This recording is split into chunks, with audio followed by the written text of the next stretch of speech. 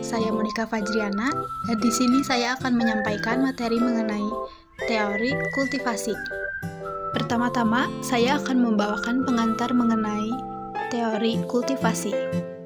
Gagasan tentang cultivation theory atau teori kultivasi untuk pertama kalinya dikemukakan oleh George Jepner bersama dengan rekan-rekannya di Annenberg School of Communication di Pennsylvania pada tahun 1969 dalam sebuah artikel yang berjudul The Television World of Violence. Menurut Wood, kata cultivation sendiri merujuk pada proses kumulatif di mana televisi menanamkan suatu keyakinan tentang realitas sosial kepada halayaknya. Selanjutnya adalah asumsi dari teori kultivasi. Teori kultivasi melihat media massa sebagai agen sosialisasi dan menemukan bahwa penonton televisi dapat mempercayai apa yang ditampilkan oleh televisi berdasarkan seberapa banyak mereka menontonnya. Nah, berdasarkan banyaknya waktu yang dihabiskan untuk menonton, maka penonton televisi dikelompokkan ke dalam dua kategori.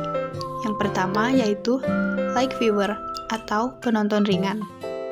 Mereka menonton rata-rata 2 jam per hari atau kurang, kemudian hanya menonton tayangan tertentu. Dan yang kedua yaitu heavy viewer atau penonton berat, yaitu mereka yang menonton rata-rata 4 jam per hari atau lebih, dan tontonannya tidak hanya tayangan tertentu. Kemudian, asumsi dasar dari teori kultivasi terbagi menjadi 6. Asumsi yang pertama, teori ini menyatakan bahwa televisi merupakan media massa yang bersifat unik. Keunikan tersebut ditandai oleh karakteristik televisi yang bersifat pervasif, accessible, dan koheren. Asumsi kedua menyatakan bahwa semakin banyak seseorang menghabiskan waktu untuk menonton televisi, semakin kuat kecenderungan orang tersebut menyamakan realitas televisi dengan realitas sosial. Jadi, dunia nyata di sekitar penonton televisi dipersamakan dengan dunia rekaan yang disajikan media tersebut.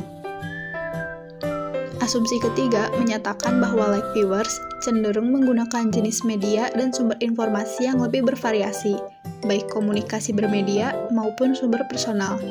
Sementara heavy viewers cenderung mengandalkan televisi sebagai sumber informasi mereka.